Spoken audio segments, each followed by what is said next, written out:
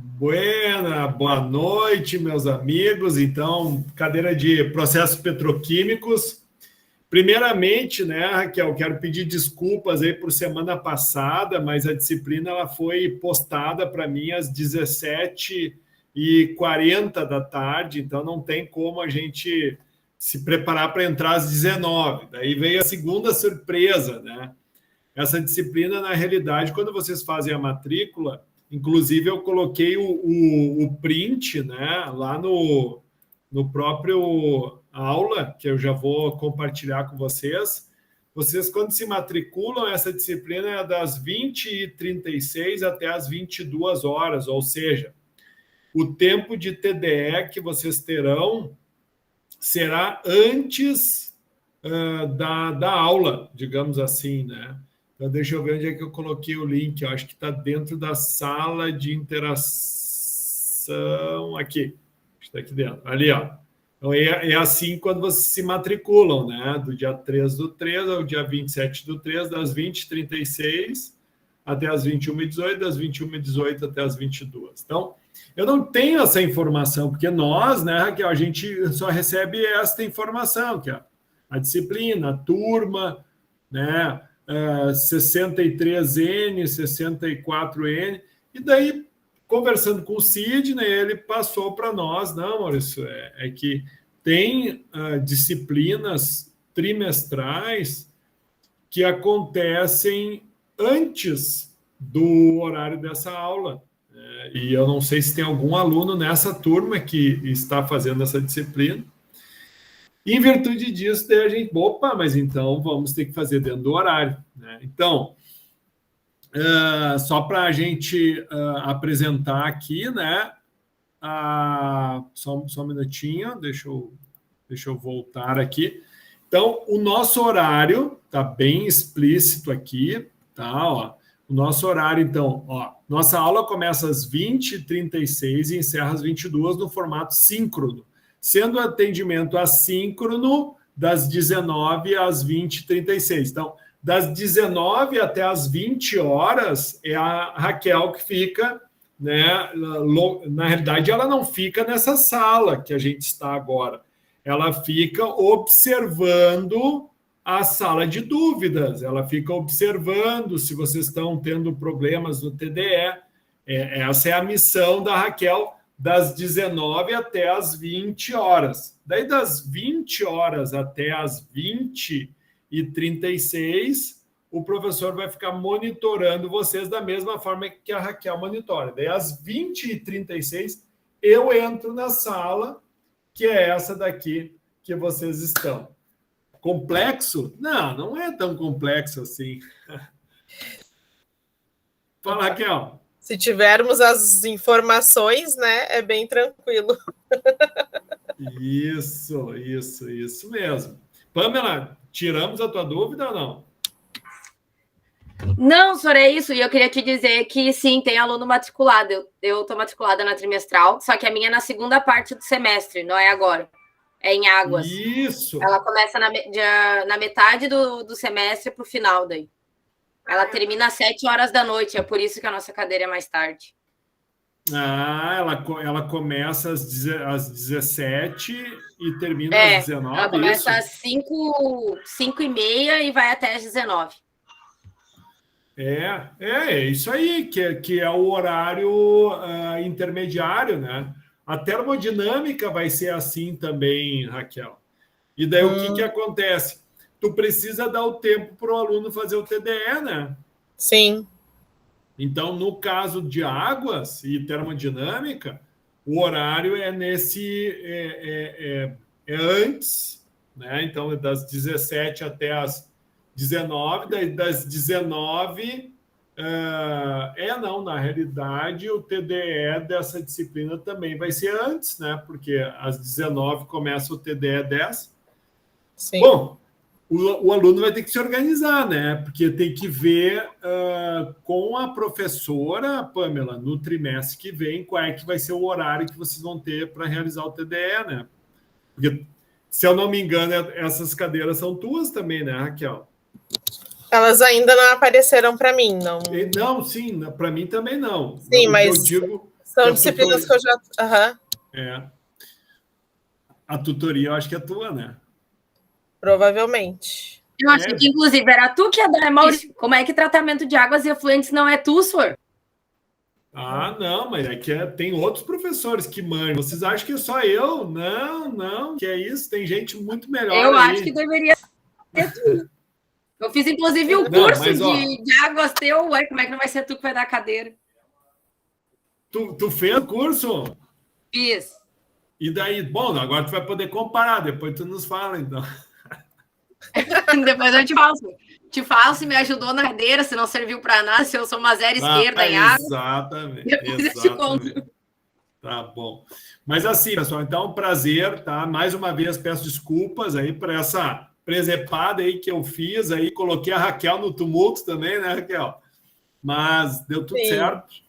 Eu tinha, na sexta passada, acho que 1h pouca da tarde, eu entrei, olhei para ver se tinha alguma dúvida, alguma coisa da aula de quinta-feira, né? Aí não tinha, só tinha ainda aquela turma de quinta-feira. Aí naquela que tu falou comigo ali, que já era umas quase 6 horas da tarde, aí tu viu que apareceu? Aí eu olhei ali rapidinho e disse, pois é, pior é que apareceu mesmo. Então... Daí, o que eu fiz, né? Eu já fiz a postagem equivalente à primeira aula, que era mais uma introdução, a gente bate bastante papo na primeira aula. Daí hoje eu vou bater menos papo, né? Para nós dar uma revisada geral. Teve um autodiagnóstico, né? Que só 2 alunos fizeram, então os demais aí estavam achando que estavam de férias ainda, né, Raquel? Vou te dizer, né? Pois é. Mas, então, a gente pode prorrogar daí esse prazo. A dinâmica é a mesma, né, Raquel? Vamos fazer aquela, né? Tu corrige para nós os relatórios semestrais, o relatório virtual, né? E até foi bom, porque na aula de ontem, eu acho que eu tenho que corrigir aquele primeiro relatório, né? Da aula de operações, lembra? Sim. Tá. Me lembra se eu esqueci, tá? Porque a gente tem que refazer. Eu acho que ficou algumas informações distorcidas, né? Daí tanto é que tivemos aquele problema no semestre passado, né? Sim. Mas vamos corrigir. E para essa turma é a mesma dinâmica. Então a Raquel ela nos ajuda e ela também ajuda dúvidas. Então, o que acontece? Das 19 até as 20h30, pessoal, eu acho que vai ficar até legal, Raquel, porque não vai ter desculpa do pessoal não fazer o TDE, né? Porque a desculpa até hoje, era o seguinte, que terminava às 21 eu saía, né? E daí os alunos ficavam, 21 é muito tarde, né? Daí eles ficavam cansados, não iam fazer. Não, agora eles vão conosco até às 22. Então, o cara chegou em casa, tomou um banho. E outra novidade, eu acho que o pessoal do Amazonas vai baixar em peso, porque agora lá é 19 horas, né? Então, vamos ver. Expectativas. Ó, o pessoal que está nos ouvindo aí do norte, não tem mais desculpa, disciplina, horário de Brasília, obviamente, né? Só que aqui no Rio Grande do Sul é 20h46, e aí na cidade de vocês, Manaus, por exemplo, é 19h46. Então já é para todo mundo estar em casa, né, Raquel? Sim, é para todo mundo participar. Bom, Raquel, fica à vontade, tá? Eu sei que tu já fez a tua hora aí de trabalho. Eu vou apresentar a disciplina, se tu quiser fica à vontade. Caso contrário, tá? Muito obrigado aí. Tá. Enquanto tu vai abrindo aí, então só vou conversar com a turma um pouquinho, tá? Também para a gente reduzir o tempo ali da nossa conversa, né? E então vou me apresentar. Eu sou a Raquel, acho que eu já devo ter sido tutora de alguns dessa turma em outra disciplina. E então vou ajudar o professor Maurício, né? Junto ali com vocês no ambiente aula, para, como ele falou, solucionar as dúvidas de vocês, ajudar com alguma dificuldade com relação ao ambiente, ao conteúdo, tá? Eu também vou fazer, então, a correção desses relatórios virtuais, os 2 que tem na disciplina, e estou sempre à disposição de vocês para quando vocês precisarem, e não fiquem com dúvidas, porque é uma coisa que eu sempre falo, todo semestre eu venho falando a mesma coisa, né? Vocês precisam também aproveitar essa oportunidade de ter uma pessoa que consegue estar ali um pouco mais disponível num período de tempo, né? Diferente do professor que às vezes fica focado ali na questão da aula mesmo, né? Daquele período de aula. Então, eu consigo auxiliar vocês em dúvidas, na hora que vocês estão fazendo ali atividade, trancou alguma coisa, entre em contato que a gente tenta ajudar vocês, tá bom? Raquel, muito parceira, viu? Vamos explorar essa menina aí. Até porque é o seguinte, né? Se existe um tutor é porque a gente vê que é importante, né? E complementa o trabalho do professor.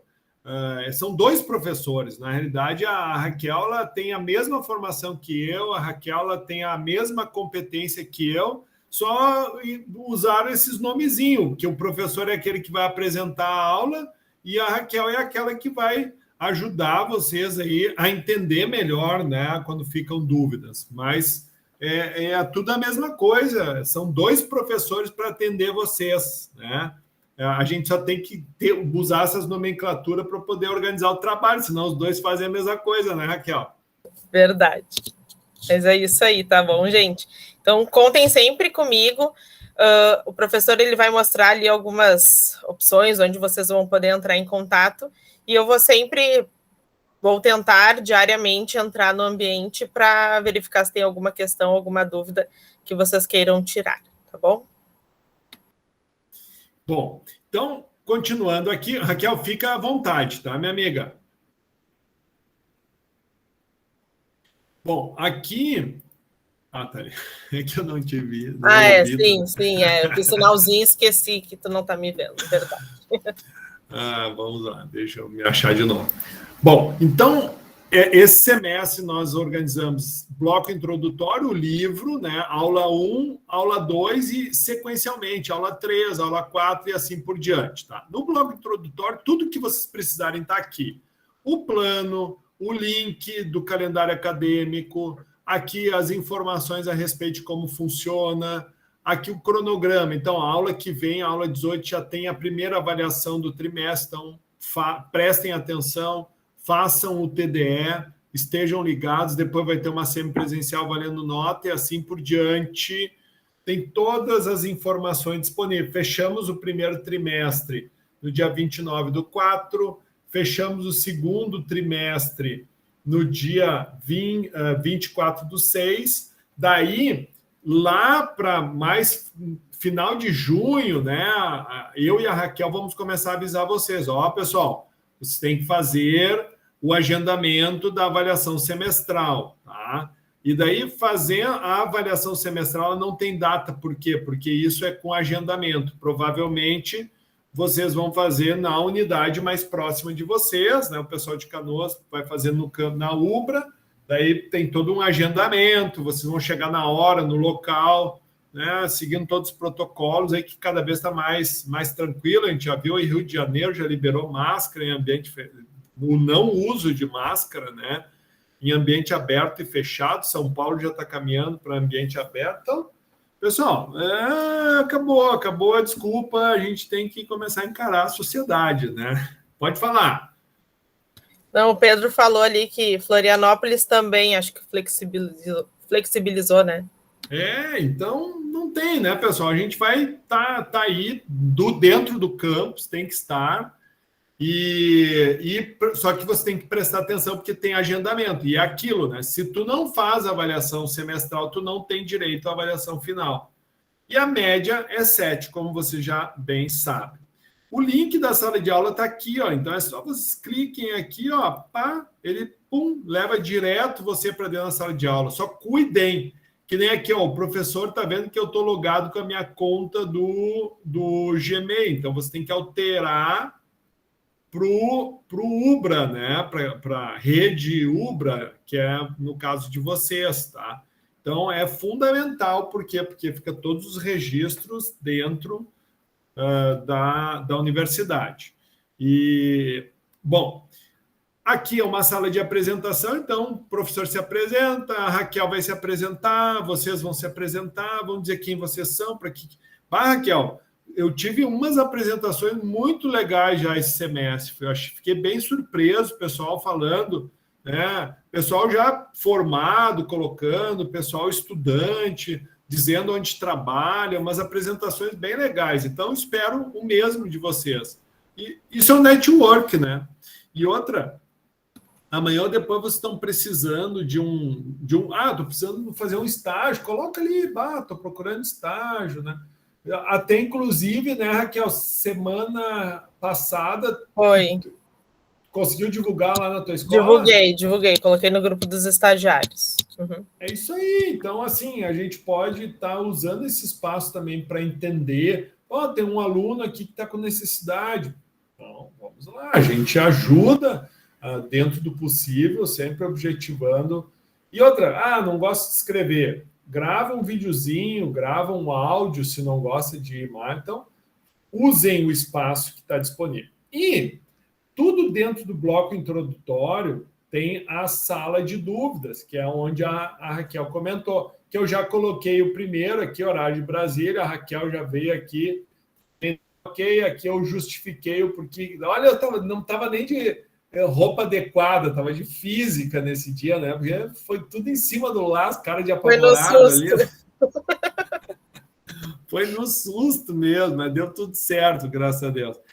E é isso aí, tá, pessoal? Então, bloco introdutório é informações gerais. O livro, tá? Então, só para lembrá-los, parte 1, 2 e 3 é primeiro trimestre, parte 4, 5 e 6 é o segundo trimestre, e a avaliação final é as 6 partes, né? A avaliação semestral e final é todas as partes juntas, tá? Lembrando, pessoal, eu e a Raquel só conseguimos apoiá-los em AP1 e AP2. A avaliação semestral é com vocês, tá? As objetivas, que são também que são virtuais aqui, que, cara, tem uma alternativa certa. Se marcou errada, não tem como voltar atrás. Então, é importante vocês se organizarem, porque tem de 0 em 0,1 pontos, tá? Então, se a gente olha ali, tem avaliação já semana que vem, né? Dentro da avaliação semana que vem, não, mas é só 0,1 ponto. Cara, vai chegar lá na avaliação semestral, se tu não garantir esse 0, até os teus 4 pontos, que é a P1 e a P2 soma 4 pontos, tu vai chegar na avaliação semestral precisando tirar bastante nota. E aquilo é uma prova. E é conteúdo do semestre inteiro, e vocês têm que estudar. Então, aconselho, participem, tirem dúvidas e não deixem as coisas acumularem. Tá? Essa é a dica que eu e a Raquel, né, sempre procuramos dar, né, Raquel? Não pode deixar tudo para a última hora, que às vezes não é só essa disciplina que vocês fazem, né? Sei que vocês fazem outras também, e de repente outras também nessa modalidade ou à distância. Então, precisa organizar o tempo de vocês de estudo, né? Ótimo. Então, aqui, ó, essa aula 1, então eu deixei explícita que ela foi assíncrona, né? E eu pedi para vocês acessarem os arquivos. Então, está aqui disponível, né? O material, o link do autodiagnóstico que eu pedi para vocês fazerem, né? E o material da aula 2 segue aqui. Daí, quando terminar essa aula, eu vou receber o vídeo dessa aula, daí eu faço o download e faço o upload lá para o YouTube e coloco um linkzinho aqui para que vocês possam depois acessar a aula. Porque, lembrando, essa disciplina não é obrigatória a presença, então sintam-se à vontade, não quer participar, não quer vir, beleza. Não é obrigatório, não é uma turma presencial essa daqui, né? Mas é aquilo, é o momento que vocês têm para, a qualquer momento, falar. Por exemplo, a Letícia Campos quer falar, ela abre o áudio e fala, né? A Letícia Pereira, mesma coisa, e assim por diante, né?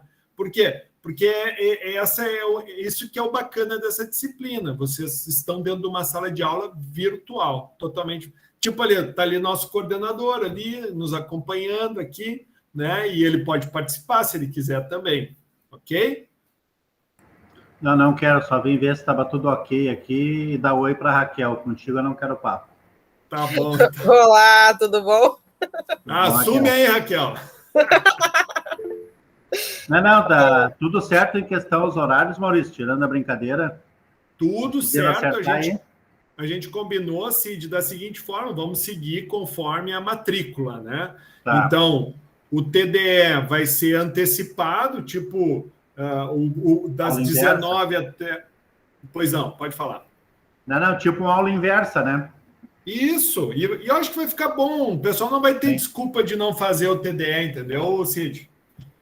Sim, eu acho que eles têm muito mais vontade de chegar às 9 horas e ficar até às 11 contigo aí na sexta-feira, tenho certeza disso. Com certeza, eles adoram ficar até tarde comigo aqui. Beleza, tá. Não, só para ajustar, né, tirando brincadeira novamente, é porque tem alguns aí que tem outras disciplinas, pode dar problema no segundo tri, tá? Então tá, fica aí, não quero atrapalhar. E outra, Cid, eu falei aqui antes, não tem desculpa o pessoal lá do norte, né? O pessoal do norte antes falava que era muito cedo a aula, né? Sim. Porque o horário de Brasília, lá no norte, é 1 hora a menos, né? Então, na realidade, agora lá está dando 8 horas para eles, enquanto para nós está dando 9. Não, né? Tranquilo. Sem atrapalhar, então. Boa aula para você. Tá bom. Valeu, então. Bom, pessoal, então, muito obrigado, tá, pela compreensão. E já vamos, então, dar início aí, vou fazer uma breve revisão da primeira aula e já seguimos, né, no conteúdo da segunda aula e fico à disposição de vocês aí, tá bom? Qualquer coisa é só chamar aí. Ele largou gravado, eu não assisti. Oi? Tá bem. Fale, Pamela. Ai, senhor, desculpa. Eu não vi nem que estava aberto, estava comentando que eu assisti a primeira aula, que eu vou ter que assistir depois. Eu vi que tu lançou só ontem. Entendeu? Tá. Não. A primeira aula ela vai ser assíncrona, ela não teve gravação, tá? Eu vou fazer ela agora. Sim, é que eu vi que tu lançou... Isso, é que eu vi o lançamento só ontem, entendeu? Daí eu vou ter que parar para ver direitinho. Era isso que eu estava comentando aqui com o meu namorado. Perfeito. Aí amanhã... Tu vai ter trabalho para esse final de semana, tá? Eu vou me despedir, então, de vocês. Quero desejar um ótimo semestre a todos, tá? Bons estudos e contem comigo quando precisar, tá bom? Muito obrigado, Maurício, Raquel. Valeu. Tá? Valeu. Tchau. Sempre boa noite. Parceira. Valeu. Bom, pessoal, então aqui... Na primeira aula, qual era o objetivo? Era apresentar a plataforma, né? Tudo que você já conhece. Então, isso aqui tudo está disponível lá para vocês, tá? E o que nós vamos trabalhar esse semestre, tá? Então, a gente começa falando de petróleo, falamos da petroquímica, né? De primeira geração. Isso aqui são os capítulos, os livros, tá? Então, o capítulo 1 fala de petróleo, do processo de refino, extração, é bem legal o primeiro capítulo. Espero que vocês curtam, tá? O material foi preparado, né? Foi preparado aí por mim, então esse livro aí deu um trabalhinho, mas eu acho que a gente conseguiu fazer algo que vai ser bem bacana, né? Para compreensão dos futuros engenheiros químicos aí.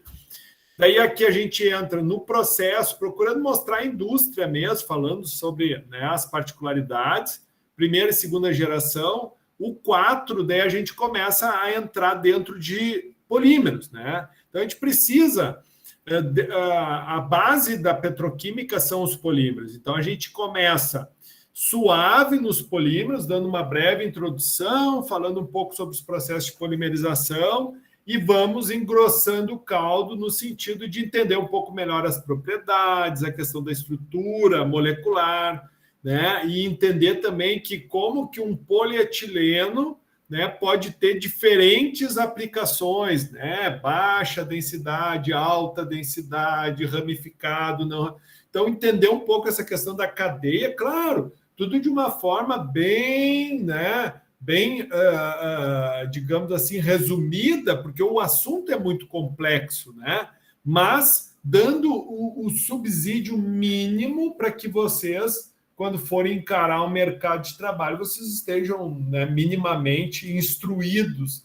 E, obviamente, vários materiais de apoio o professor sempre disponibiliza, né? Isso faz com que vocês também busquem, né, o aprofundamento no tema.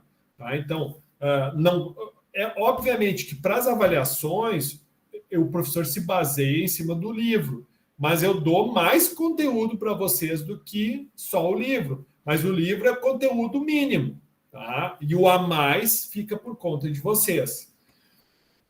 E, por último, vamos falar daí do processo em si, né? O polímero, né? O polímero na nossa vida, como borracha, como plástico, né? Como fibras, e como é que é esse processo de obtenção de um pneu, por exemplo, né? Então, tu sai do polímero para entrar numa outra indústria, que é a indústria, então, que vai promover o que é a mistura, né, do elastômero, dos aditivos, quais são esses aditivos, o que eles fazem no polímero, né, por que depois de vulcanizada a borracha ela é elástica. Então, vamos falar sobre tudo isso daí já nos capítulos 5 e 6. Tá? Então, isso é o semestre. Bom, já falei disso, isso aqui está disponível para vocês na plataforma, já falei disso também da média. A biblioteca é muito simples vocês acessarem a biblioteca, então já falamos disso, mas é sempre importante o aluno estar ciente. Então, a minha biblioteca não é para vocês, tá, pessoal? Mas para vocês é a Pearson. Então, quando vocês clicam na Pearson aqui, ela leva para dentro. Se tu não acessou esse semestre ainda, vai aparecer para ti pedindo para te colocar a tua data. Mas lembrem-se, você só consegue acessar essa plataforma se você estiver logado. Você precisa estar logado no aula. Ou você também pode buscar a biblioteca pelo autoatendimento através do aluno. Ó. Vem aqui e... biblioteca virtual. Clica aqui e foi para dentro da biblioteca. Ok, meus amigos? Bueno. Então tá, eu acho que não há dúvidas. Vamos falar um pouquinho, então, do petróleo. Introdução ao petróleo. Então, petróleo, né? A gente, da área química, né? Aqui tem muitos técnicos já em química. E vocês também, né? No ensino médio se fala muito do petróleo, né? Mas, claro que aqui eu não estou só mostrando o petróleo, mas eu também estou mostrando, né?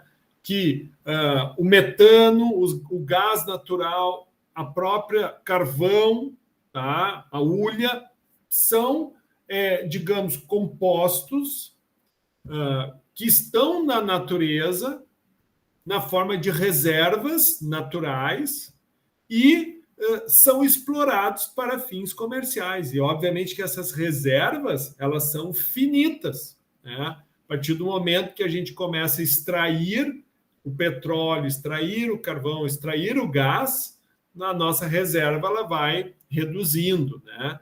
E daí, por uma questão territorialista, né? Dependendo se esse material está dentro, né, nas imediações do teu território. Como a gente não tem uma precisão abaixo do território, né, se tu cavou e deu o poço dentro do teu país ou dentro da tua área de marinha explorado, que daí a gente fala aí do pré-sal, ali o petróleo é teu, é um bem nacional, né? E aqui no Brasil, até os anos ali 2008, 2009, nós tínhamos somente o Brasil, né, como poderia explorar. Daí, a partir de 2009, começou a entrar, né, um processo de leilões, onde se definiam áreas para exploração. Então, hoje, o petróleo não é mais só explorado pela Petrobras no Brasil. Então, existem ou empresas multinacionais que também atuam nesse processo de exploração. E o petróleo, tá? O gás natural, o carvão, ele serve, por exemplo, para fabricação como insumos básicos, né? Para polímeros, para medicamentos, ou seja, uma gama enorme de aplicações. O principal, né, elemento da química orgânica, ou da indústria do petróleo, ou do petróleo, ou da petroquímica, é o carbono. Então, o carbono ele tem uma particularidade incrível, né? Ele tem a capacidade de formar, então, 4 ligações.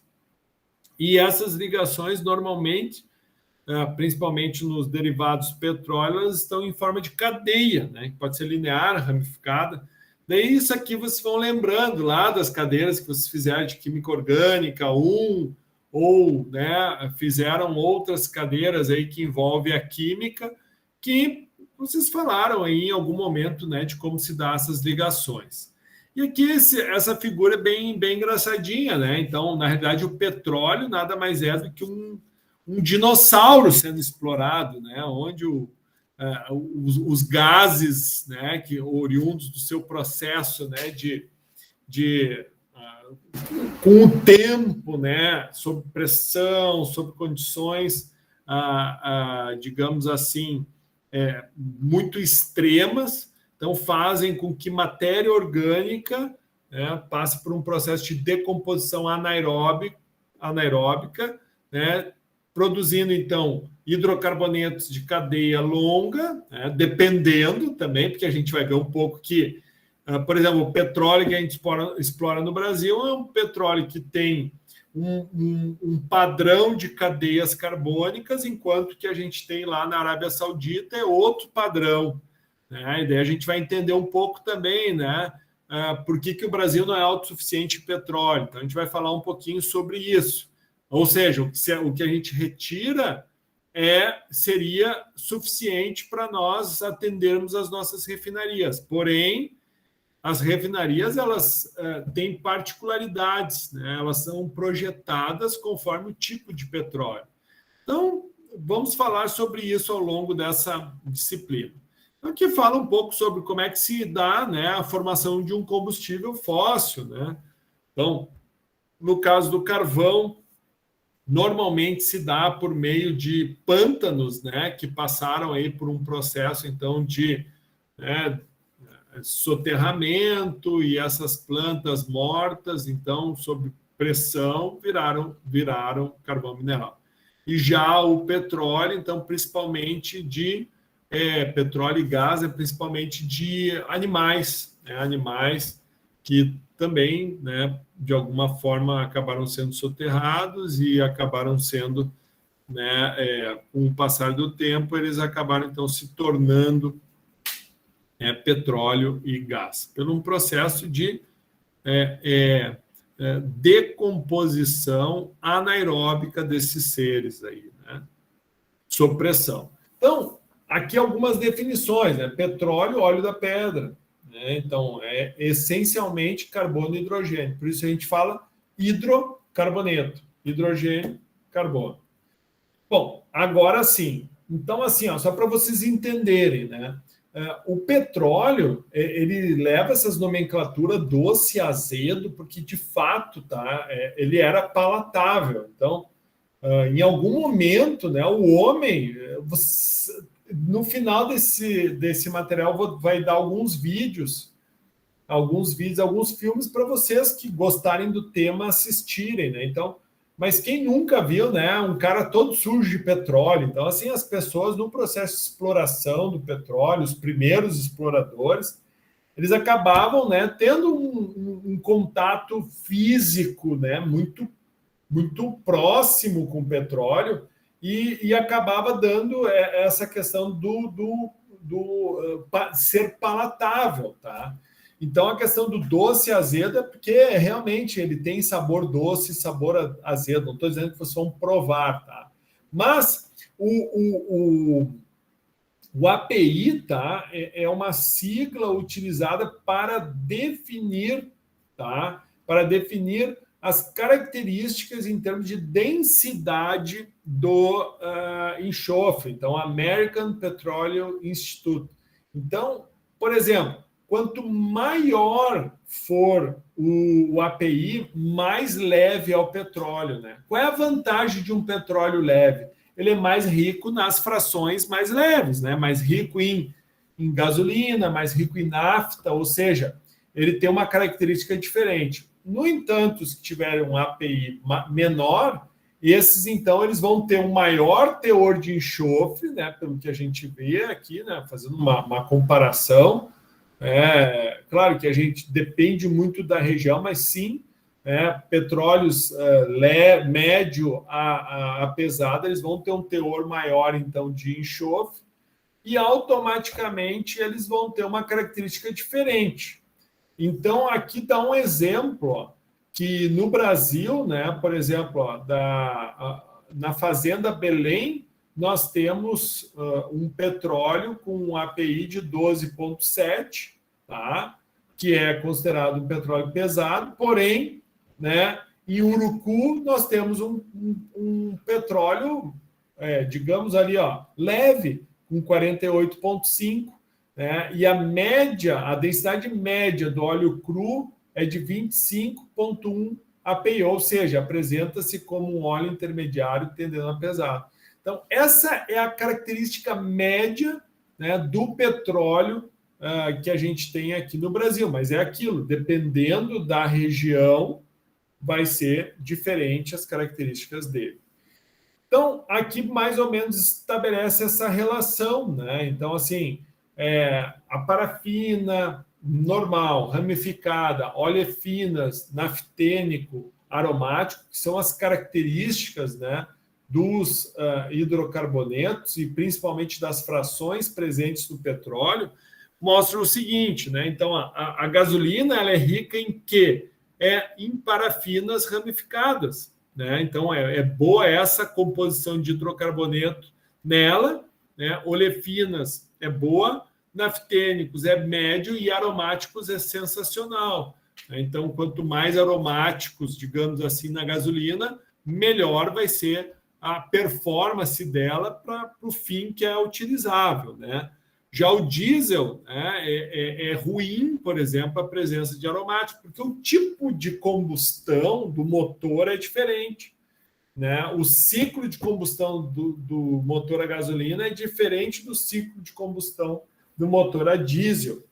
Lubrificantes já é ideal que ele tenha parafinas, né, normais, ou seja, cadeias normais, cadeias lineares, né, e aromáticos ruins. Já como se dá resistência à oxidação, né? Então, quanto mais aromático, ou seja, quanto mais insaturações, né? Por exemplo, olefinas são o que a gente caracteriza como as cadeias aromáticas não, insaturadas, né? A presença de dupla ligação.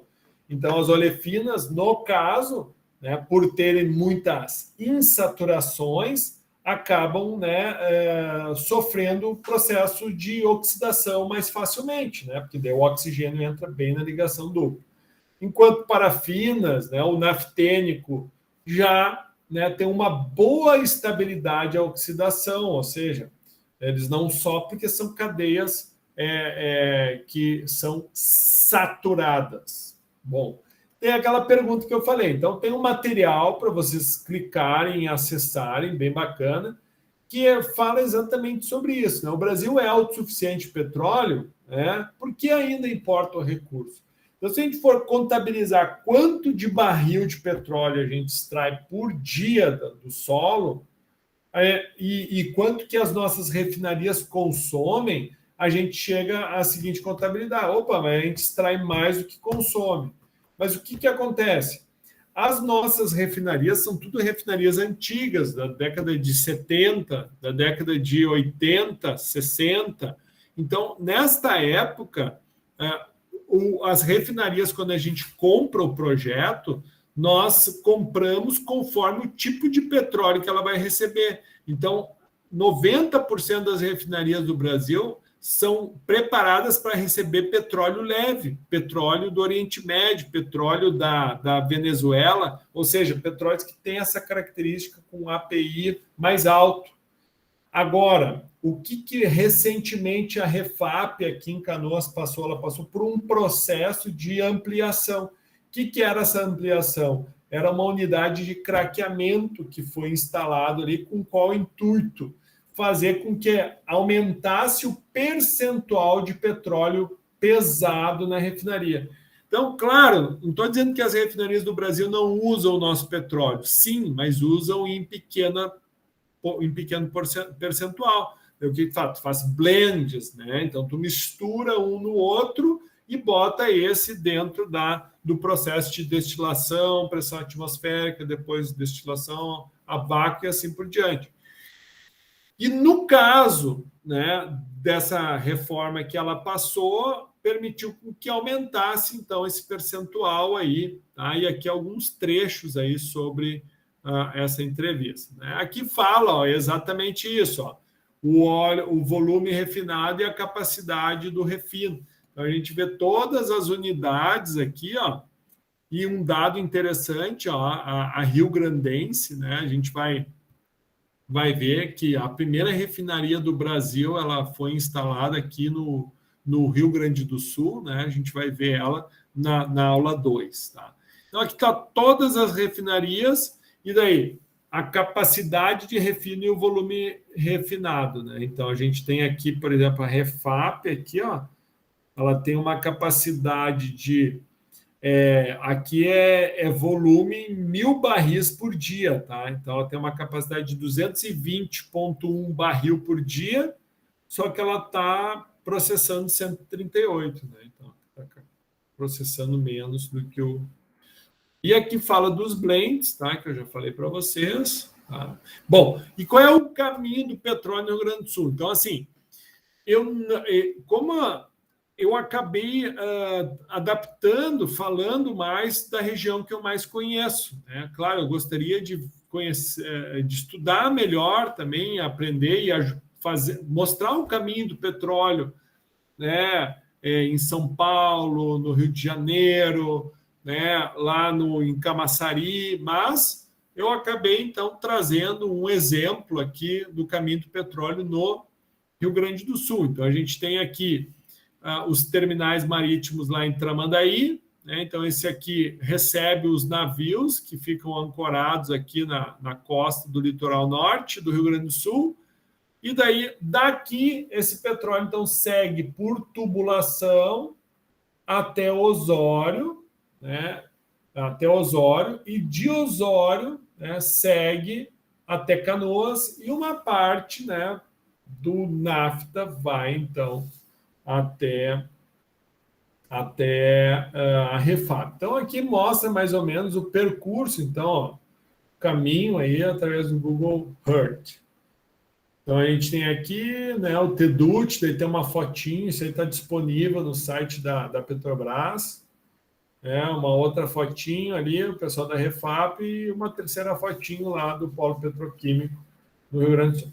E é bacana, pessoal, explorem aqui, ó, é só clicar aqui, vocês vão explorar aí essa viagem aí dos oleodutos, né? Porque, interessante, essa tubulação, ela não carrega só petróleo, tanto ela vai levando, quanto ela vem trazendo. Então, existe vezes que a gente está recebendo nafta, existe vezes que a gente está recebendo petróleo e assim, né, essas correntes elas vão se alternando.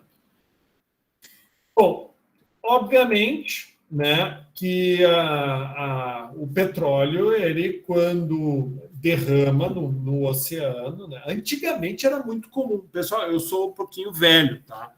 E eu lembro quando era guri que a gente ia andar na beira da praia, né, sempre veraneio ali no litoral norte, e dependendo do dia a gente terminava a caminhada da beira da praia com um negócio preto debaixo dos pés, né?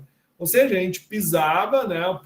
E a gente tinha muito problema de petróleo no solo. Por quê? Porque no final do processo tinha muito vazamento de petróleo no oceano, e esse petróleo parava na beira da praia, daí caía na areia, absorvia, e daí acontecia isso aqui. Claro, não era dessa forma, mas era significativo. E aqui eu estou trazendo para vocês um problema que a gente teve aí, né? Que acho que você deve ter acompanhado, foi em 2020, que foi um desastre que a gente teve em todo o nosso litoral nordeste, que apontava para um navio, né, que era um pirata que, né, despejou um volume enorme de petróleo no oceano e acabou atingindo, né, toda essa região norte aqui, nordeste do Brasil, né? Então, fica a dica aí para vocês darem uma lida e também explorarem um pouquinho mais. Isso aqui é fascinante, pessoal. Tá? É fascinante. Então, acessem esses vídeos do YouTube para vocês verem como que o petróleo é extraído em alto mar. Tá? Aqui mostra um pouco de como o petróleo quais são os ensaios que eles fazem, né, através de sismólogos que avaliam, né, o petróleo, né, por ultrassom, um sistema que emite um som e conforme as características do terreno, os geólogos, né, conseguem então caracterizar, ou melhor, aumentar a probabilidade de tu encontrar o petróleo então no solo. E aqui, né, a Petrobras tem um material muito bacana, também muito rico. Então, eu estou lá, eu faço parte estou inscrito no canal Petrobras e espero que vocês também curtam. Tem um videozinho bem legal aqui que mostra o tiozinho ali, ó, né, falando aí sobre o petróleo, as características, né, petróleo de peso, né, falando do tipo de petróleo que nós temos aqui na nossa região. E isso é bem legal porque traz para vocês também uma ideia. E lembra, Petrobras sempre é uma opção para o estudante de engenharia química. Então, sempre vai estar abrindo um concurso e a formação de vocês vai se enquadrar. Então, eu acho que é legal, né? Ao menos eu penso dessa forma. E aqui, alguns filmes que envolvem o petróleo, né? Que envolvem o petróleo. Então, tem esse aqui, O Horizonte Profundo. Esse filme é bem legal. Eu acho que muitos deles têm no Netflix. Esses mais antigos são mais legais ainda, porque daí mostra como é que o petróleo era tratado. E são filmes de bang, então, alguns mais antigos desses aqui, e eles estão bem naquela região do Texas, né, que é divisa com o México, então tem, né, a gente vê toda uma descoberta, toda uma simplicidade do trabalho, né, que se tinha na época de exploração do petróleo, e é muito bacana, porque tu vê que o básico, né, digamos assim, que o petróleo ele é algo muito antigo e ele era muito utilizado, né? Inclusive o homem da caverna, né, no deserto ali do Saara, por exemplo, tem regiões que o petróleo ele brota sobre a terra. No Texas também tinha. Então, as pessoas utilizavam esse petróleo que brotava na terra ali como, né, para queimar, como fogo, usavam na tocha. Então, são coisas interessantes que nem sempre o petróleo está profundo, né? Então, acaba que ajuda vocês também a compreender um pouquinho melhor, né, sobre essa história. E o tema 1 era esse autodiagnóstico que vocês tinham que simplesmente pegava aqui, ó, ou aqui, ou mais fácil ainda, pegava lá, ó. Deixa eu ver aqui. Meio perdido ainda. Aqui. Mais fácil ainda na aula 1, ó, autodiagnóstico. Pegava aqui, pá, barbadinha. Respondia e beleza. Bom, estava aqui, o pessoal tinha que ter acessado, né? Quem não acessou, né, peço que faça isso ao longo aí desta semana. Bom, aula de hoje. Pessoal, alguma dúvida ali? Então, era mais a primeira aula era mais introdutória, tá? Falando um pouquinho mais de petróleo. Claro que tem um monte de link ali, porque o bacana é isso, né? É que vocês têm um material diferente, né? Então, a apresentação que eu faço, ela complementa o livro. A ideia é ser mais ilustrativo, ser mais interativo, né? Tranquilo, Letícias, Luana, Lidiane, Pedro, Pamela, Juliana, Fernanda? Tranquilo, Maurício. Tranquilo, senhor. Beleza. Então, vamos para aula 2. Tá? Então, na aula de hoje, tá? Então, feedback da aula anterior e vamos continuar ainda dentro da parte 1 do nosso livro. Então, tive o prazer de ver que a Letícia Nunes, a Lidiane Nunes e a Letícia Campos fizeram a atividade. Então, tivemos aí uma participação de 11,7% da turma realizando. Parabéns às gurias que estavam ligadas, conectadas. Os demais, então, liguem-se, né? Obrigada, professor. Isso aí, show de bola. E viram, ó, Valeu, professor. Olha o horário que elas entraram aqui, ó. Ou seja, tem aula hoje, entrou lá, tem atividade, fizeram, e é isso que eu quero. Então, toda aula vai ter esse TDE. Então, o que tu vai fazer? Tudo bem, não vai fazer hoje, mas pode fazer amanhã, pode fazer, mas no máximo tu vai ter até as 20 horas do dia da aula, né? E isso é bacana, porque se tu acessar às 19, já vai lá, dá uma reforçada, já olha a apresentação da aula do dia, já prepara tuas dúvidas, né? E para quê? Eu acho que vai ser bem legal. Então, tinham perguntas. Então, um acidente com navios que carregam petróleo acontecem, né, como ocorrido recente em 2019 no Oeste brasileiro. E muitos desses acidentes, a ação desse líquido escuro e oleoso sobre a fauna e a flora assume proporções devastadoras. Esses danos contra a natureza, entre outros fatores, estão ligados à composição do petróleo. Em relação a essa composição, pode-se afirmar que o petróleo é uma mistura de substâncias orgânicas, principalmente hidrocarbonetos. Então, 100% acertou a resposta. Isso foi show, né?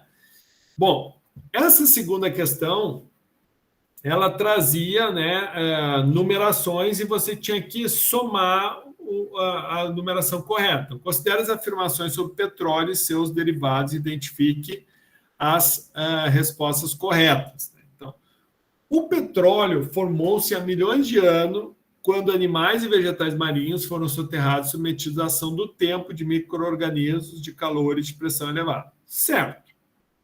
O craqueamento do petróleo consiste na quebra das frações mais pesadas, moléculas maiores, transformando-as em frações leves, moléculas menores, através de aquecimento catalisador.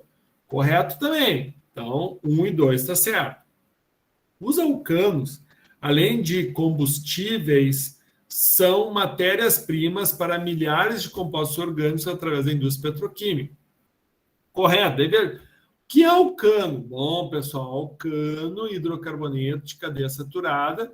Quem não está lembrado disso, é bom dar uma reforçadinha lá na química orgânica. Sempre vamos falar, vamos citar, mas são assuntos importantes que vocês já têm que começar a ter essa base. Gasolina, óleo diesel, querosene, óleo lubrificante e álcool etílico são substâncias obtidas por destilação do petróleo cru? O erro está no álcool etílico. Não. O Brasil é autossuficiente em petróleo e exporta o seu excedente? Não é autossuficiente. Por que ele não é autossuficiente? Pela explicação que eu dei. Na realidade, a gente pela quantidade de barris, ok, a gente tem quantidade de barril suficiente, porém, as nossas refinarias precisam de petróleo leve. E, na sua grande maioria, o petróleo brasileiro ele é de médio a pesado. Então, o que acontece? nós precisamos, então, trazer petróleo leve e vender petróleo pesado. Bom, o crack das frações médias da destilação de petróleo é hoje uma tecnologia empregada na maioria das refinarias, porque aumenta o rendimento em frações leves. Então, é por isso que se realiza o craqueamento, para aumentar o rendimento das frações leves. Tá, pessoal? A decomposição de uma substância pelo calor chama-se pirólise. Muito bem. A obtenção de gasolina a partir do petróleo é feita por destilação fracionada. Para compreender o processo de exploração e consumo dos recursos petrolíferos, é fundamental conhecer o gênese e o processo de formação de petróleo descrito no texto abaixo.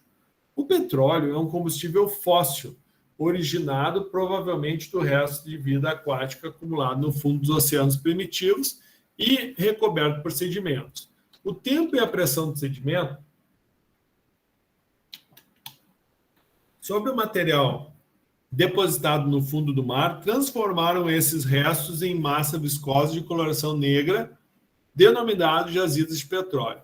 As informações do texto permitem afirmar que o petróleo é um recurso não renovável a curto prazo, explorado em áreas continentais de origem marinha e ou áreas submarinas. Certo?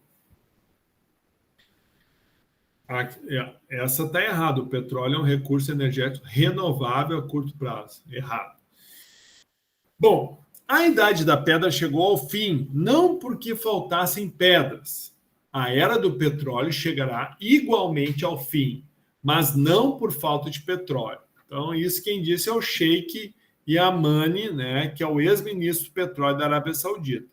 Então, considerando as características que envolvem a utilização de matérias-primas citadas no texto em diferentes contextos históricos, geográficos, é correto afirmar, de acordo com o autor, é exemplo do que aconteceu na Idade da Pedra, o fim da Era do Petróleo estaria relacionado ao desenvolvimento tecnológico e à utilização de novas fontes de energia. Então, assim, pessoal, o petróleo hoje, em mais de 70% do petróleo hoje, ele é utilizado com fins energéticos, para queima. Então, assim, o petróleo é algo muito nobre para a gente continuar queimando. Tá? Então, assim, com essa finalidade para queima, gasolina, óleo diesel, cara, não tem mais o porquê tu utilizar esse tipo de combustível. Então, sim, ele vai ser substituído e ele está com os dias contados, né, para carros a combustão. Então, assim, se alguém duvidava até 5, 6, 10 anos atrás, hoje em dia não tem mais. Claro, por que a gente ainda não tem todos os carros elétricos? Porque tem uma indústria por detrás disso, né? Então, tu tem muita tecnologia desenvolvida, tem muito payback que não foi recuperado, né? Então, mas gradualmente a gente vai tendo, principalmente os países da Europa, né? Que lá a densidade populacional é muito grande, então isso faz com que tu tem, tipo, digamos assim, a Europa é quase, né, que nem a gente imaginar o Brasil. O Brasil tem os estados, né? Só que na Europa cada estado é um país, né? Imaginando, né, que se o Brasil fosse a Europa, então ia ter o Rio Grande do Sul, um país, ia ter Santa Catarina, outro país, Uruguai, outro país, que já é um país, Argentina dividida em 2, 3 países. Ou seja, a gente teria, né, uma condição diferente de desenvolvimento, porque uma nação tem uma política, e se ela tem uma política, ela vai ter um desenvolvimento, né? E na Europa, principalmente por conta da União Europeia, os caras têm metas muito, né, exigentes, né, para diminuir a poluição. Então, assim, quem viu o filme da Rainha Elizabeth, que é Queen, se eu não me engano, no Netflix, apresenta um episódio do Churchill na década de 50, não, minto, acho que foi um pouquinho antes, talvez, da década de 50, foi mais ou menos ali no final, ou um pouquinho depois da Segunda Guerra Mundial, quando a Inglaterra, que é uma ilha que fica numa região que fica muito suscetível à neblina e a baixas temperaturas, então passou por um problema seríssimo com a queima de carvão, formando smog, que acabou sufocando. Então, as pessoas adoeciam, as pessoas estavam morrendo pelas condições, pela qualidade do ar atmosférico. Com base nisso, teve todo um trabalho, uma política, mas foi legal que no Queen ali mostra, inclusive Churchill passando mal com a fumaça, com o smog, era um negócio bem crítico. As pessoas batiam os carros porque não enxergavam. E daí o que acontece? Baixava a neblina, daí não dissipava, e elas, além da qualidade do ar ser ruim, cheia de particulado, cheia de gases tóxicos, tu tinha ainda o problema da visibilidade. E claro que isso era muito causado pela queima do carvão que eles utilizavam para aquecimento dos lares. Então, não era nem tanto o problema com os automóveis, mas sim com a queima de carvão, que cada um queimava carvão na sua casa, porque tinha um frio, precisava do carvão para poder gerar calor. Então, bem interessante isso. E isso aqui reforça, que tem caminhos que já estão escritos, daí, querer ou não. É que daí eu falo, tem uma disciplina que eu digo para vocês, engenheiros químicos. Cara, vocês têm que estudar a bateria, vocês têm que estudar pilha. O futuro da química é as baterias. Então, assim, quanto mais eficiente, quanto as baterias forem, o futuro melhor vai ser. E isso é uma área que, entendeu? É uma área que tu pode ver, não se divulga muito, quem conhece essa área são especialistas. É uma área muito interessante de vocês se especializarem. E o último exercício, ele falava o seguinte: o gás natural, embora também seja um combustível fóssil, é considerado mais limpo do que a gasolina, por permitir uma combustão mais completa e mais eficiente do motor. Assim, o número crescente de táxis rodam nas cidades movidos por esse combustível. Esses veículos podem ser reconhecidos por terem parte do seu porta-malas ocupado pelo cilindro de aço que contém o gás. Um cilindro desse, com volume de 82 litros, foi carregado em um posto, numa temperatura de 27 graus até uma pressão de 6 atm. Qual é a massa de gás natural nele contido, considerando o gás natural formado em mols por 50% de metano e 50% de etano? Então, a jogada era o quê? PV igual a nRT. Tá? Então, pressão tu tem, volume tu tem, número de mols tu não tem, mas tu tem a temperatura. Então, tu acha o número de mols. Certo? Então, o número de mols deu 20 mols. Só que desses 20 mols, prestem atenção, 50% é metano, 50% é etano. Então, 20 mols, daí está a divisão. Qual é a massa molecular do metano? Então, o carbono é 12 vezes 1 mais o hidrogênio é 1 vezes 4. Então, 12 mais 4, 16 gramas por mol. Então, se nós temos 10 mols de metano, então a massa de metano vai ser o número de mols de metano vezes a massa molecular. Então, 10 mols vezes 16, 160 gramas. Já os outros 50% é etano. Então, a massa molecular do etano é C2H6, ou seja, 12 vezes 2, 12 é a massa do carbono, mais 1 vezes 6, que é a massa do hidrogênio, vezes 6 hidrogênio. Então, dá 30. Então, a massa de etano vai ser número de mols vezes massa molecular. 10 vezes 30, 300. Então, qual é a massa do gás natural contido dentro desse cilindro com 6 atmosferas de pressão e 82 litros? Veja que interessante. 460 gramas. Tu viu só? Então a gente vê 82 litros de gás natural, então tem quantas gramas de gás? 460 gramas.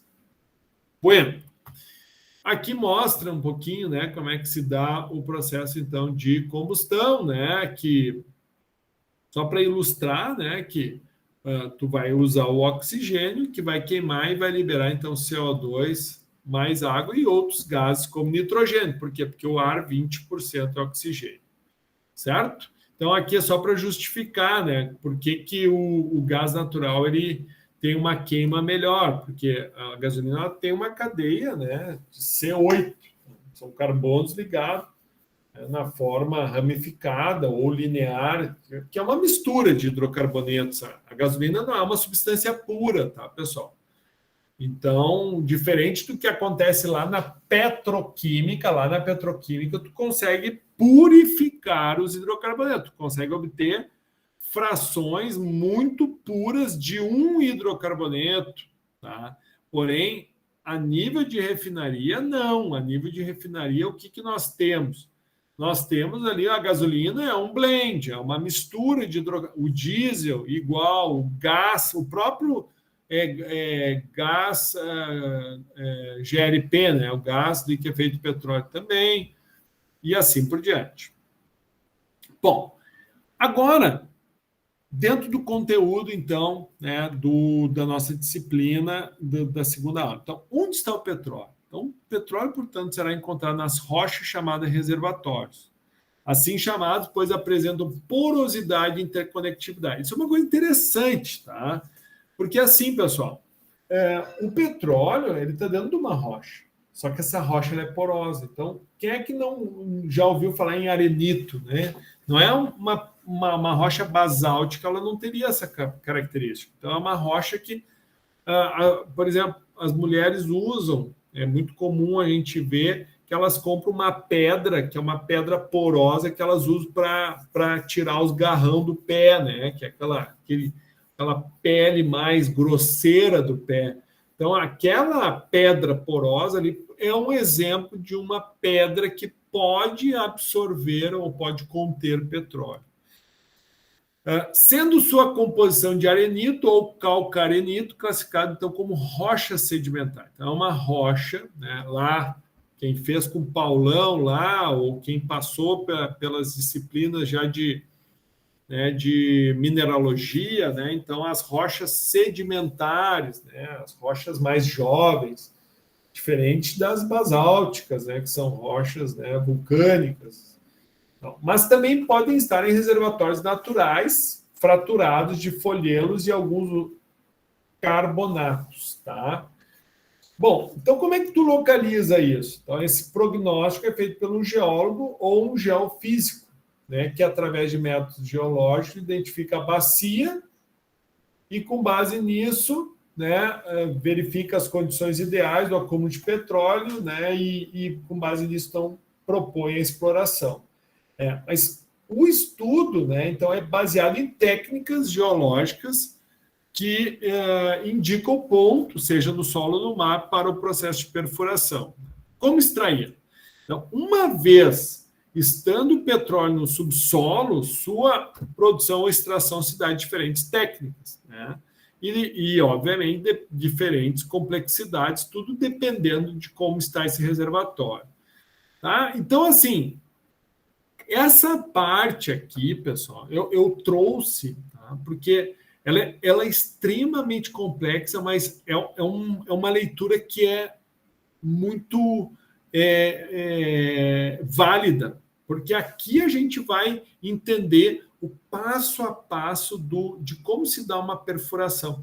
Quem teve a oportunidade em 2019, teve o Marcelo, que é um ex-aluno da Ubra, José Marcelo, ex-aluno da Ubra, que hoje ele trabalha na Petrobras, e ele trabalha com cimentação de poços.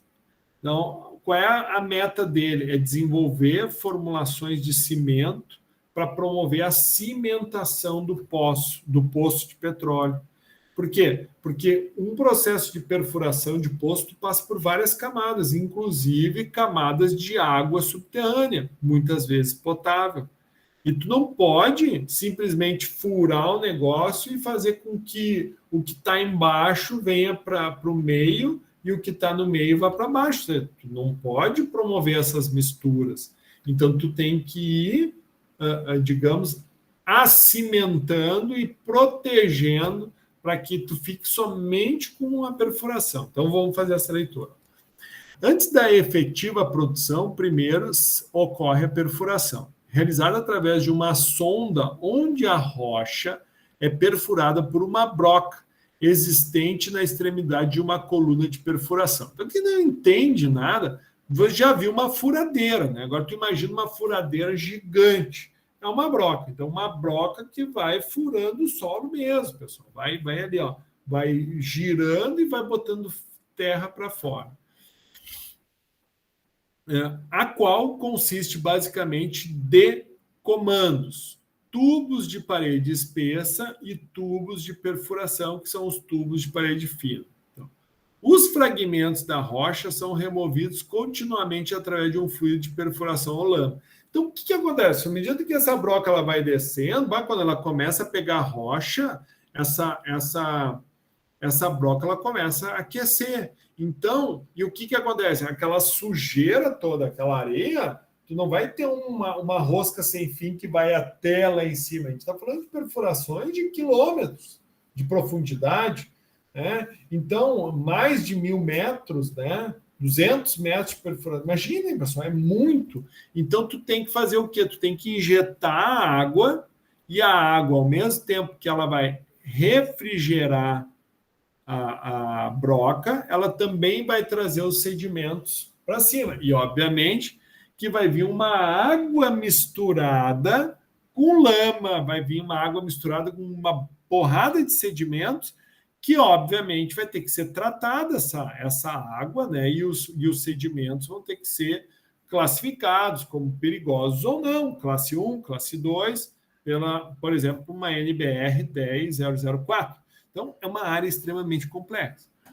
Os fragmentos da rocha então, são removidos continuamente através. O fluido é injetado por bombas para o interior da coluna de perfuração através da cabeça de injeção ou swivel e tornam a superfície através do espaço anular formado pelas paredes do poço da coluna. Então, tu vai ter algo no meio e uma... Então, pelo meio a água entra e pela extremidade ela sai. Então, tu vai ter um cano dentro do outro, com diferentes diâmetros, né? Então, é como se tu tivesse um cano desse diâmetro e um outro, né, com um diâmetro um pouco menor. Então, o espaçamento que fica aqui é por onde vai subir o fluido. É um exemplo.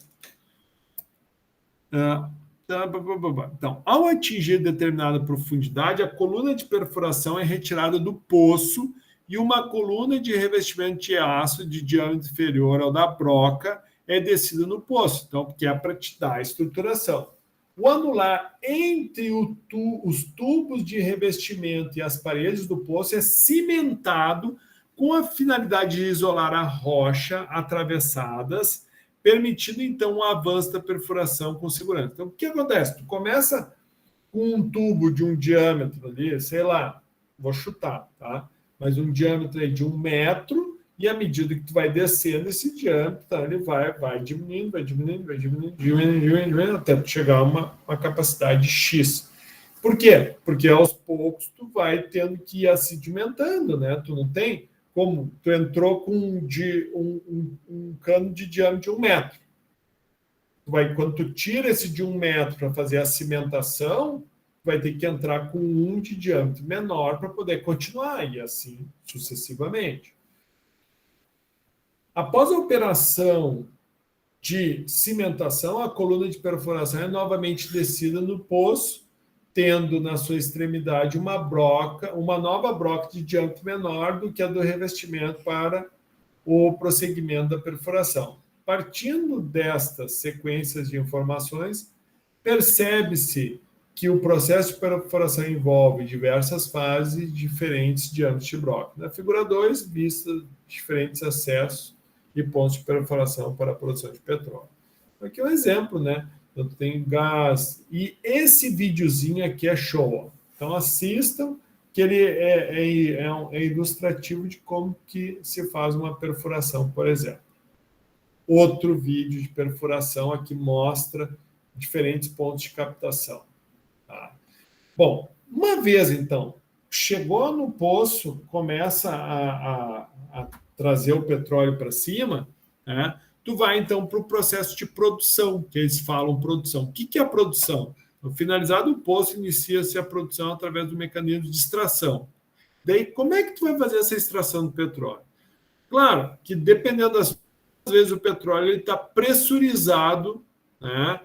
Principalmente porque tem gás e ele está preso. Então, quando tu acerta a rocha e o petróleo, então, ele é acessado, como ele é um fluido, ele não é uma rocha, como ele é um fluido, a partir do momento que tu alivia a pressão sobre ele, sobe a tubulação e daí ele pode jorrar para cima. Né? Porém, pode ser que ele não esteja, né, pressurizado, ou ele pode estar pressurizado durante um tempo, né, e depois disso tu vai ter que ir lá buscar ele. Como é que tu vai buscar ele?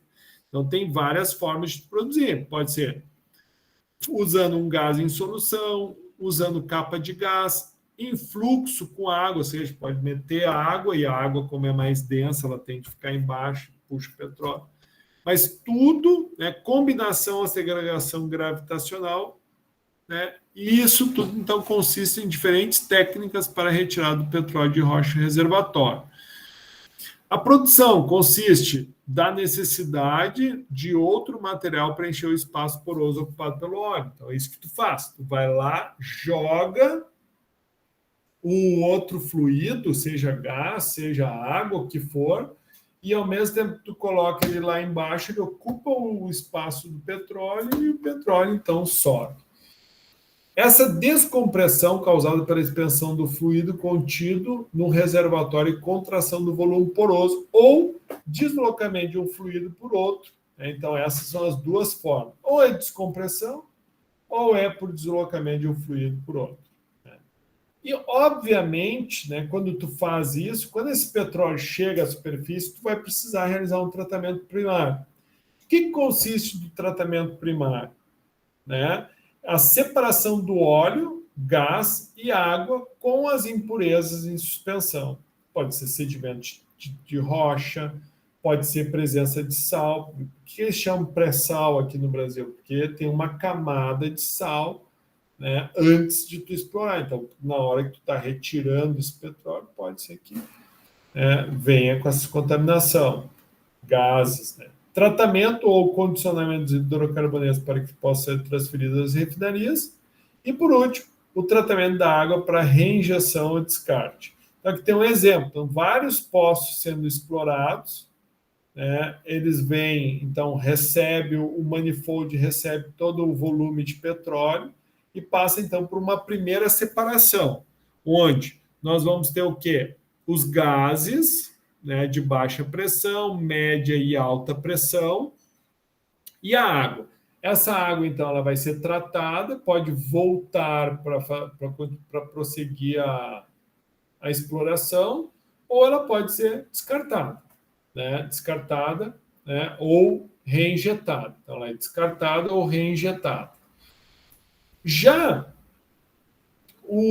depois de separar, então, os gases, né? Quando ele tem alta pressão, ele vai ser desidratado, retirado a umidade, e quando ele está com baixa e média pressão, ele vai para o compressor, e o compressor alinha toda essa pressão, e daí tu tem a produção do gás natural, que no caso vai ser, né, transferido ou vai ser reutilizado, né, na reinjeção dos poços. Então, pode tanto usar o gás natural, como tu pode usar a água. E o óleo, então, depois separado o gás, separado a água, ele passa por mais um tratamento, por exemplo, de polarização, né? Vou dar um exemplo, né? Como o hidrocarboneto é apolar e a água é polar, então, se tu aumentar a polaridade da água, né, de alguma forma, tu consegue, então, otimizar o processo de separação do óleo, diminuir a micela de óleo na água, e depois de finalizar, então esse óleo está pronto para ser então transferido. Esse videozinho aqui mostra, por exemplo, como é que ocorre então esse tratamento primário. Videozinho show. Bom, aqui mostra, né, que a Petrobras tem que investir em tecnologias, né, e a ideia então é reduzir os custos de produção de óleo e gás. Que mostra um pouquinho como é que eles falam, né, e tudo mais. Bom, então, produção de petróleo e retira da rocha. Depois, tratamento primário, né, desse óleo. Depois que o óleo, então, está tratado, ele está pronto para ir para a refinaria. Pode ser o gás também ser enviado pela refinaria, para a refinaria. Então, o que ele vai ocorrer, então, na refinaria? Então, esse óleo cru, ele vai passar pela destilação atmosférica, né?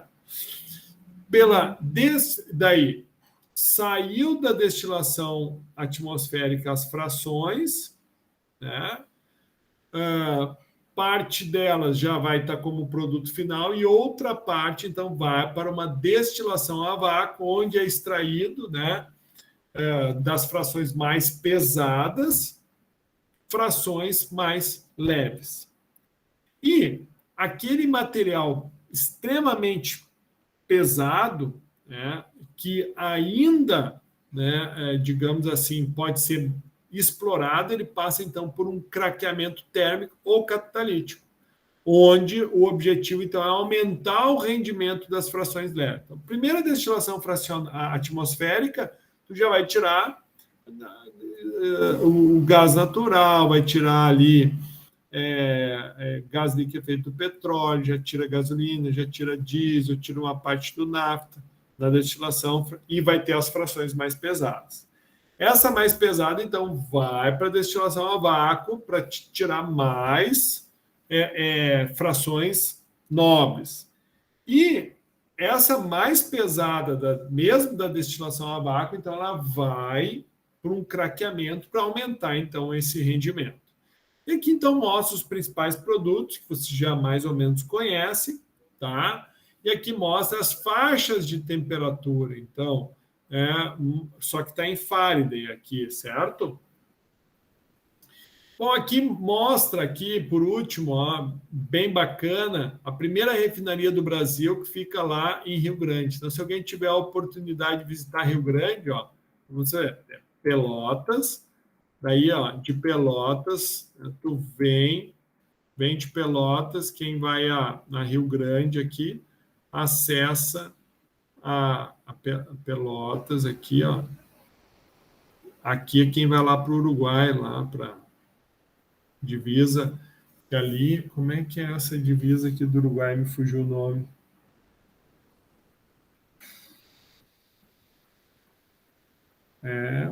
Me ajudem, pessoal, me ajudem. Me esqueci. Também não me recordo. Como? Também não me recordo, professor. Tá. Que se tu vai aqui em Capão do... aqui, ó. Barbado.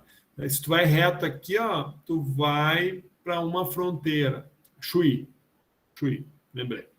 Então, aqui, é por isso que a gente fala do Iapoque, que é lá em cima, ao Chuí. Então, no Chuí aqui, tu tem a divisa com o Uruguai. Então, quando tu tá vindo pela 116, daí aqui tu acessa... Não, 290, não é 116, 290. Daí, em Pelotas, tu pega quem vai a Rio Grande, daí tu acessa Rio Grande, que é a Lagoa dos Patos. Então, Lagoa dos... Pois não, pode falar? Dá para ir ali por Mostardas também, aí vai a São José do Norte, atravessa na balsa. Aqui, né? Daí tu vem por aqui, isso, né? Bem... A última vez, quando eu fui a Rio Grande, eu fiz esse trajeto aí, a São José do Norte, atravessa na balsa, vai a Rio Grande. Pegou a Estrada do Inferno. Essa mesmo. Sou de lá, né, senhor? Não tem o que fazer. Não tem o que fazer. Tu vê, né, cara? E daí ali é interessante que bem aqui nessa parte aqui, ó, tá a refinaria. Então, essa refinaria tem uma história muito interessante, né? Por que ela foi construída aqui em Rio Grande? Porque, na realidade, teve investidor uruguaio E o petróleo, ele vinha por aqui da Argentina, vinha do Uruguai o petróleo e ingressava para ser processado aqui. Então, tem uma história bem bacana sobre a refinaria, que é interessante vocês darem uma lida.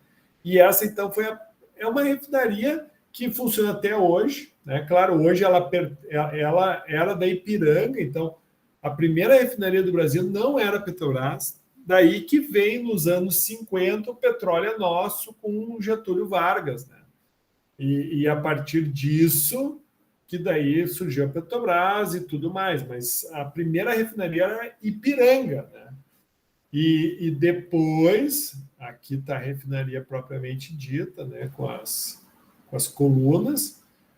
Hoje, então, ela é a refinaria rio-grandense. Então, aqui, ó, dá para vocês acessarem, pega aí o Google, visitem a refinaria, bem legal, dá para ver lá.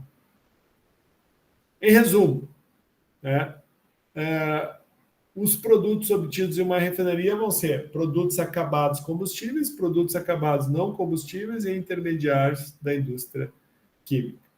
Então, o químico e o engenheiro, o que eles têm que fazer? Tem que se preocupar com o quê?